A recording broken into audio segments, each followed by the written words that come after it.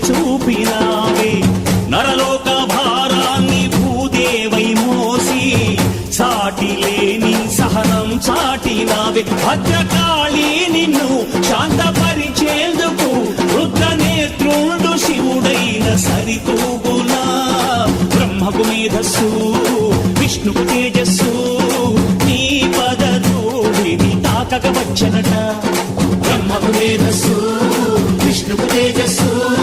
నీ పదధూళిని తాకక వచ్చనట